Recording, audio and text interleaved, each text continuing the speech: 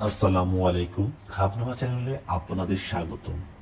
আমরা পরীক্ষা নিয়ে বিভিন্ন রকম স্বপ্ন দেখে থাকি, যেমন পরীক্ষাতে ফেল করছি, পরীক্ষা হলে প্রবেশ করছি, পরীক্ষা হলে পৌঁছাতে দেরি হচ্ছে, কিংবা পরীক্ষা হলে নকল কিংবা প্রতারণা করছি।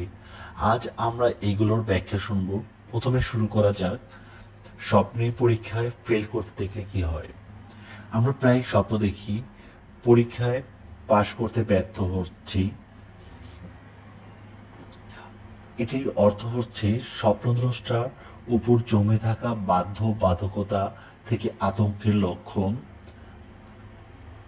তার প্রিয় কিছু হারানোর পাশাপাশি যে কোনো কিছু সে এড়িয়ে যাচ্ছে বা সে তার পরবর্তী জীবনের পরিকল্পনা করতে ব্যর্থ হচ্ছে। এখন আমরা জানব পরীক্ষায় প্রবেশের স্বপ্নের ব্যাখ্যা।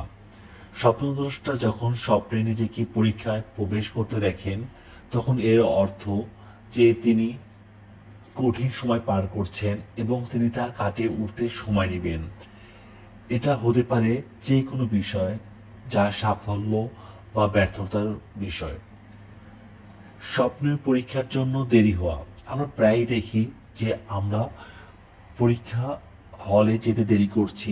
স্বপ্নদ্রষ্টা যখন দেখেন যে তিনি স্বপ্নে পরীক্ষার জন্য দেরি করছেন কিংবা পরীক্ষা হলে প্রবেশ করতে দেরি করছেন, তখন এটি এমন একটি উত্তেজনার অবস্থা নির্দেশ করে যা তাকে এই সময়ে পীড়া দিচ্ছে এবং এখন তার জীবনকে সংগঠিত করা এবং বিষয়গুলোকে লাগাম দেওয়ার ক্ষমতা অর্জন করার চেষ্টাকে বোঝায়।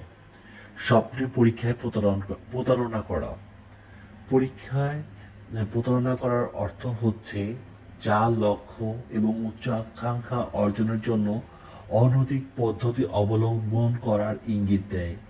এই দৃষ্টিভঙ্গি স্বপ্নদ্রষ্টাকে তার ক্রিয়াকলাপের প্রতিফলন এবং তার ক্রিয়াকলাপের নেতিবাচক পরিণতি দেখা দেওয়ার আগে নিজেকে পর্যালোচনা করার জন্য একটি সতর্কবাণী বহন করে।